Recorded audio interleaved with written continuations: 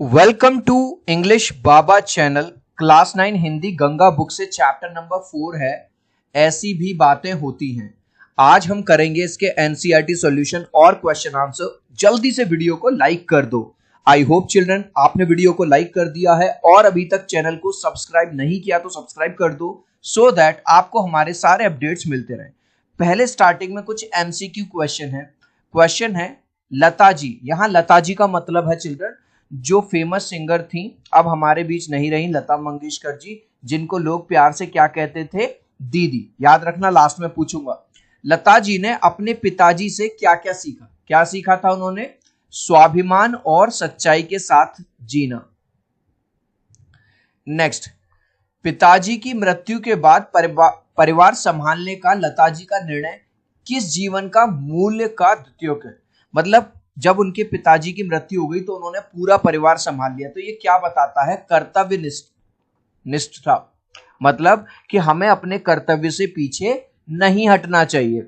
Number 3, बिल्कुल ठेठ गवई अंदाज में यह मंगला गौर का उत्सव मनाया जाता है। मंगला गौर के वर्णन से भारतीय समाज की कौन सी परंपरा उजागर होती है? तो हमें क्या पता चलता है? संगीत की महत्वपूर्ण सामाजिक भूमिका। चिल्ड्रन, आपके घर में कोई शादी है, कोई फंक्शन है, हल्दी है ना, कुछ भी नवरात्रे हैं, आपने देखा होगा संगीत जो म्यूजिक है वो हर जगह बजता है।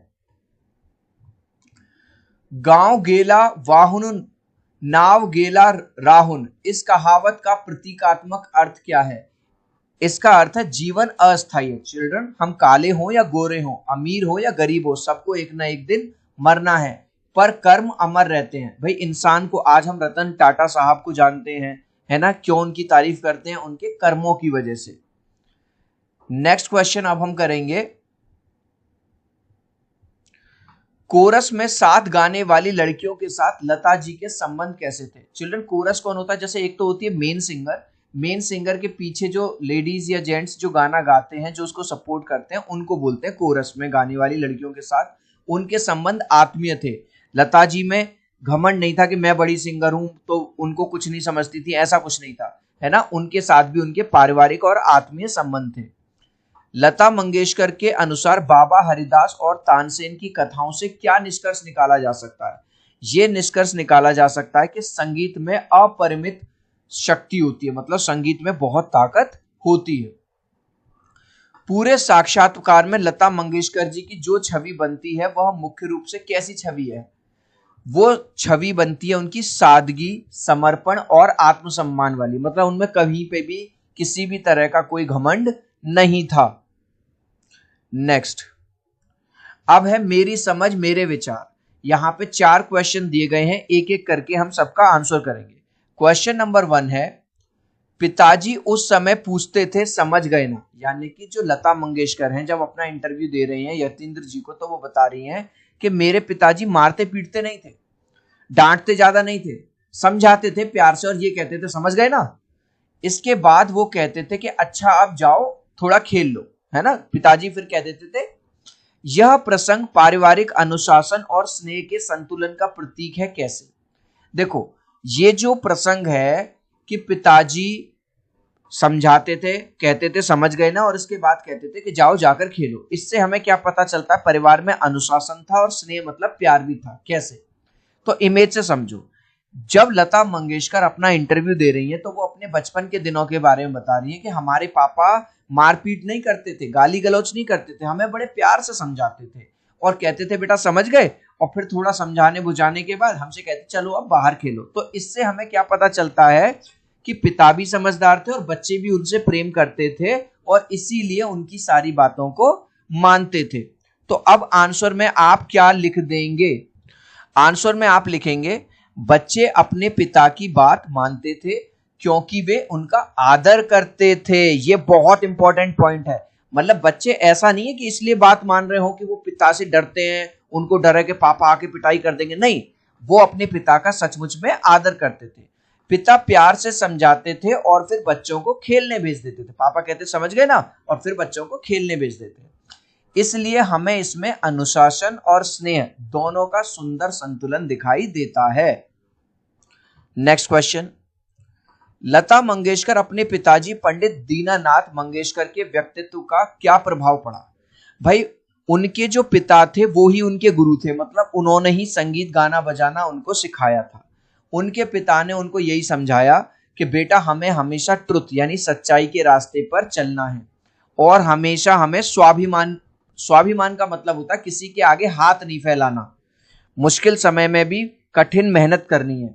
और यही काम लता मंगेशकर ने पूरे जीवन किया। पिता की मृत्यु के बाद भी पूरे परिवार को उन्होंने संभाला और स्वाभिमान उन्होंने बनाए रखा। तो क्वेश्चन पूछ रहा है उनके कौन कौन से कार्य और व्यवहार में उनके पिता का प्रभाव दिखाई देता है। तो आंसर में आप क्या लिख देंगे? लता जी अपने पिता पंडित दीनानाथ मंगेशकर को अपना आदर्श मानती थी और वो ही उनके कौन थे? गुरु थे। अपने पिता से ही उन्होंने संगीत यानी म्यूजिक सीखा था। उन्होंने अपने पिता से संगीत, सच्चाई, स्वाभिमान और मेहनत सीखी। मतलब पिता ने सिखाया था संगीत भी, सच्चाई का रास्ता, स्वाभिमान और मेहनत सीखी। पिता की तरह वे भी अपने काम के प्रति पूरी लगन और ईमानदारी से समर्पित रही। जैसे उनके पिता जीवन भर मेहनत करते रहे, सच्चाई से अपने काम को करते रहे, स्वाभिमानी रहे, उसी तरह उनकी बेटी लता मंगेशकर भी जीवन भर मेहनत करती रही, ईमानदारी से म्यूजिक संगीत की सेवा करती रही। मैंने अपने पिताजी का नाम थोड़ा ही सही मगर आगे बढ़ाया। मतलब जब वो इंटरव्यू दे रही हैं तो ये कह रही हैं कि मैंने अपने पिता का पता नहीं ज्यादा नाम ऊंचा किया लेकिन थोड़ा बहुत आगे ही बढ़ाया, उसको कभी नीचे नहीं होना। नाम आगे बढ़ाने का लता जी के लिए क्या अर्थ है? भाई नाम आगे बढ़ाने का मतलब है कि मैंने अपने पिताजी की जो नाक है उसको कटने नहीं दी। मैंने अपने काम से, अपनी सच्चाई से, अपनी मेहनत से, अपने संगीत के स्वरों से उनके नाम को आगे बढ़ाया है।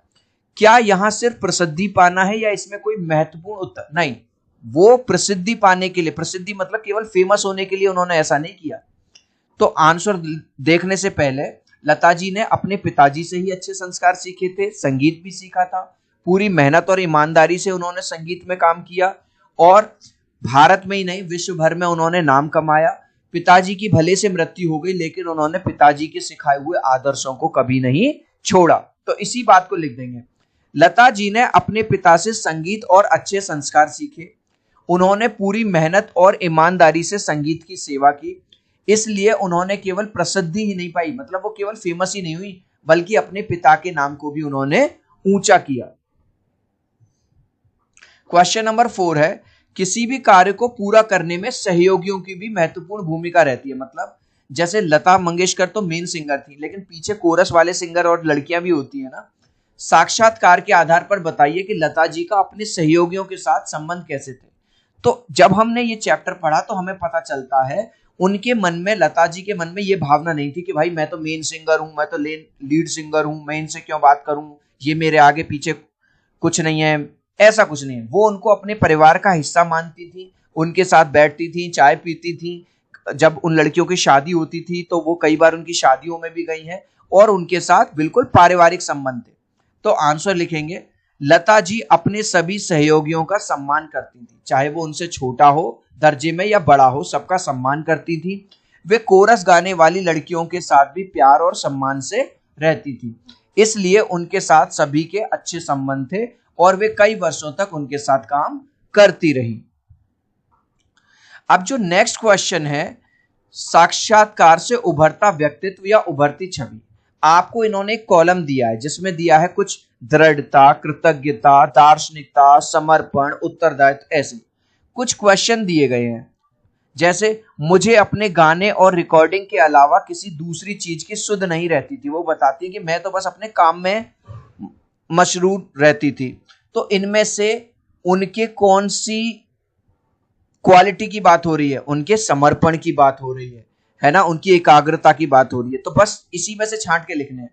तो पहले का उत्तर है समर्पण, एकाग्रता और साधना, क्योंकि वो केवल अपने काम में लगी रहती थी। तो ये उत्तर हमने कहां से लिखा है? बस इसी में से छांटने हैं हमें।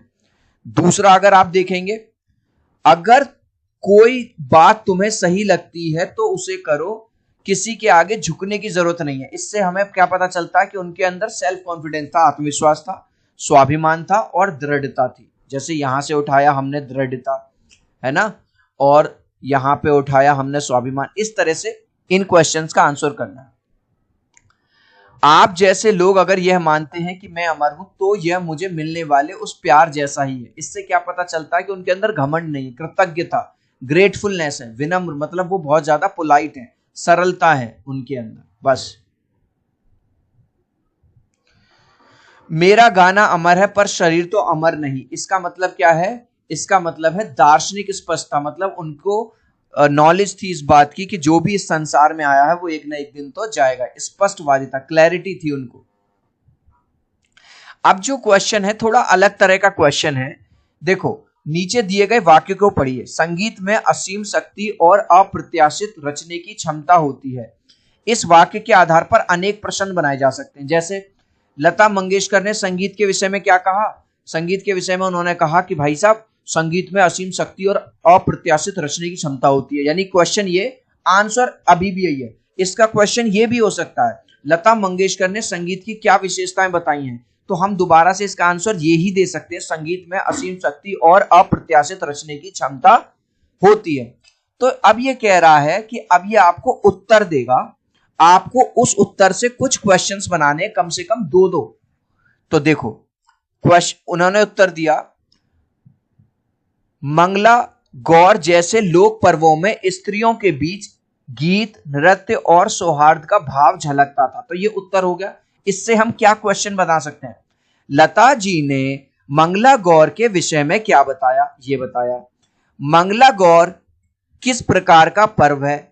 इन दोनों का आंसर ये हो सकता है। यानी कि इस टाइम इन्होंने उत्तर दे दिया और हमें क्वेश्चन बनाना है। ऐसे ही नेक्स्ट क्वेश्चन देखिए, उत्तर इन्होंने हमें दे दिया, लता जी का मानना था कि तकनीकी प्रगति, यानी कि आजकल टेक्नोलॉजी बहुत आ गई है, म्यूजिक प्रगति के बावजूद पुराने संगीतकारों की सादगी और गहराई अद्वितीय थी। मतलब वो कह रहे हैं भले से आज कितनी भी टेक्नोलॉजी आ जाए, लेकिन जो पुराने संगीतकार थे ना भाई साहब, उनका कोई तोड़ नहीं है। तो क्वेश्चन क्या बन सकता है? संगीतकारों के विषय में लता जी के क्या विचार थे? पुराने संगीतकारों के संदर्भ में लता जी का क्या नजरिया था? दोनों का आंसर यही होगा। नेक्स्ट क्वेश्चन है, मेरे अनुभव मेरे विचार। इसमें आपको एक क्वेश्चन दिया होगा, ये चारों आपको अपने आधार पर बताना है। जरूरी नहीं है जो आंसर मैं बताऊं वो ही लिखो, अगर आपको नहीं अच्छे लगे तो आप अपनी साइड से भी बना सकते हो। चलिए, तो पहला है, अगर कोई बात तुम्हें सही लगती है तो उसे करो और किसी के आगे झुकने की जरूरत नहीं है। क्या आप किसी ऐसी स्थिति से गुजरे हैं जब आपको किसी सही बात पर अकेले खड़ा होना हो पड़ा हो? कब और क्यों? तो अब आपको अपने, तो आप इसमें बता सकते हो, हाँ एक बार मेरे दोस्त समीर पर एक गलत इल्जाम लगाया गया था, जबकि उसने वो किया भी नहीं था। पूरी क्लास चुप रही, लेकिन मैं खड़ा हुआ, मैंने टीचर को बताया कि मेरा जो दोस्त है समीर वो निर्दोष है। तब जाके टीचर को मेरी बात समझ में आ गई। आप कोई भी आंसर लिख सकते हो, आप मेरा वाला लिखना चाहो तो लिख सकते ना। हाँ, एक बार जब स्कूल में मेरे दोस्त पर गलत आरोप लगा तो सब शांत थे, देख रहे हो सारे बच्चे शांत बैठे हैं, लेकिन मैंने अकेले खड़े होकर शिक्षक को सच बताया। मुझे सही बात का साथ देने पर गर्व है, मुझे गर्व है कि मैंने सही का साथ दिया। बाबा ने जैसा सिखाया था उस पर हम सभी भाई बहनों ने चलने का प्रयास किया। मतलब यहाँ पे दीदी यानी लता मंगेशकर क्या बता रही हैं, जैसा हमारे पिता ने बताया हमने वैसा ही फॉलो किया। आपके परिवार में कोई ऐसी सीख या नियम अवश्य होंगे जिनका पालन आप किसी के याद दिलाए बिना स्वतः करते होंगे, उनके विषय में बताइए। तो आप भी बता सकते हो, हाँ मेरे पिताजी ने भी हमेशा मुझे यही सिखाया है कि बेटा जीवन में सच्चाई का, मेहनत का साथ नहीं छोड़ना, हमेशा संतोष रखना है, हिम्मत बनाए रखनी है, कभी भी जीवन में हिम्मत नहीं हारनी, और आज भी मैं इन मूल्यों पर बना हुआ हूं। तो आंसर लिख देना, मेरे पिताजी ने मुझे हमेशा सच्चाई, मेहनत और संतोष से रहना सिखाया है। उन्होंने सिखाया है कि हर परिस्थिति का सामना हिम्मत से करना चाहिए। इन अच्छी आदतों को मैंने अपने जीवन का हिस्सा बना लिया है। पहले दिन गुड़ी बांधने के बाद 9 दिन तक उत्सव मनाया जाता है। आप भी अपने घर में किसी पारंपरिक पर्व को किसी विशेष तरीके से मनाते होंगे, उसका वर्णन कीजिए।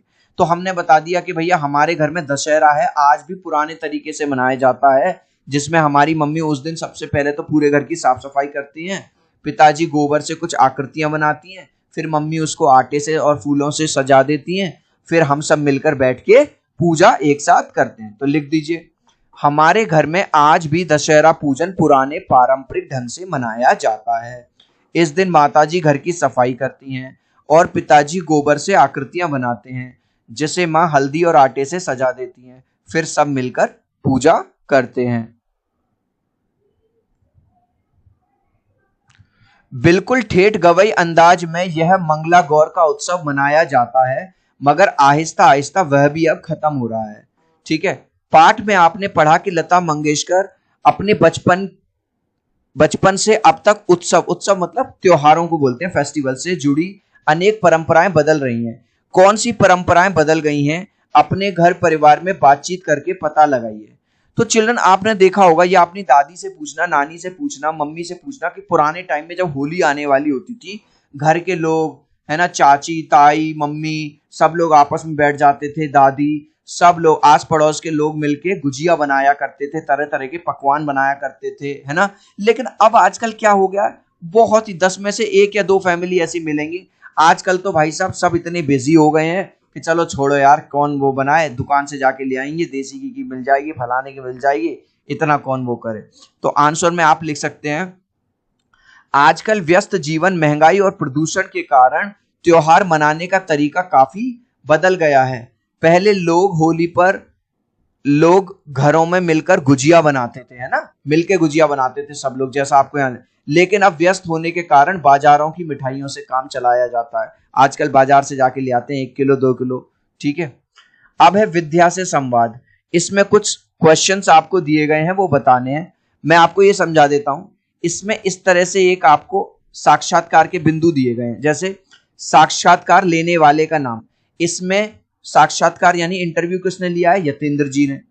साक्षात्कार, और जिसका साक्षात्कार लिया गया, किसका साक्षात्कार लिया गया है, लता मंगेशकर जी का। तो बस यही है, इस तरह से आपको लिखना है। प्रश्नोत्तर कहाँ हुए हैं, भावनात्मक वातावरण, वो लाइन लिखनी है बस। जैसे पहला है साक्षात्कार लेने वाले का नाम, तो साक्षात्कारकर्ता है यतेंद्र मिश्र, जिनका साक्षात्कार लिया गया है वो है लता मंगेशकर। अब इन्होंने पूछा है दूसरे क्वेश्चन में प्रश्नोत्तर, कहां पे प्रश्न और उत्तर आया है।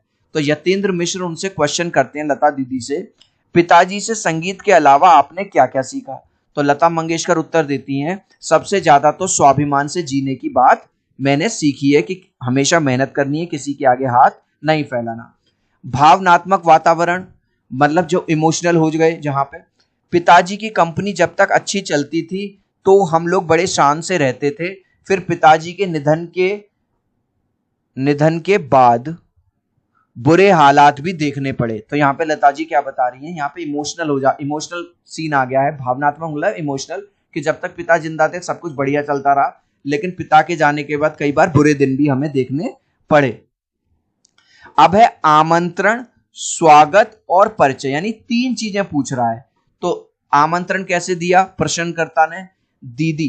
देखो लता मंगेशकर को सब लोग क्या बोलते थे, दीदी बोलते थे प्यार से। दीदी आपके संगीत की यात्रा पर बातचीत शुरू कर रहे हैं क्या, करते हैं चलो।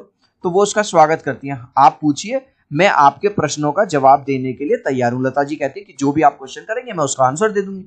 तो परिचय, मेरे पिताजी कमाल के आदमी थे, वो परिचय देती हैं अपने घर का, अपने पिता का, जिन्हें मैंने हमेशा अपने काम और संगीत में डूबा हुआ ही देखा।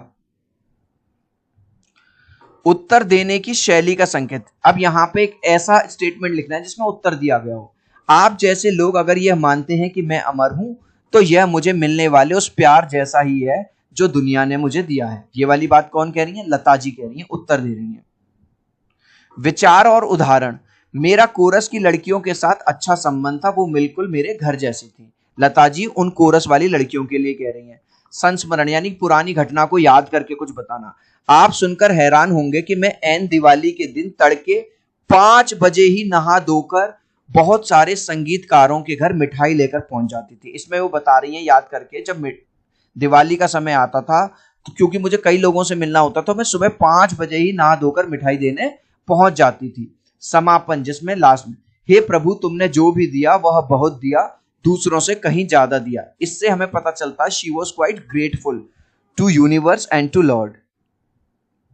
इसी के अंदर क्वेश्चन नंबर 2 है, मैं कोशिश करूंगी जो कुछ मैंने संगीत में रहते हुए जाना है उसे आपको बता सकूं। इस कथन से साक्षात्कार की शैली के विषय में क्या पता चलता है।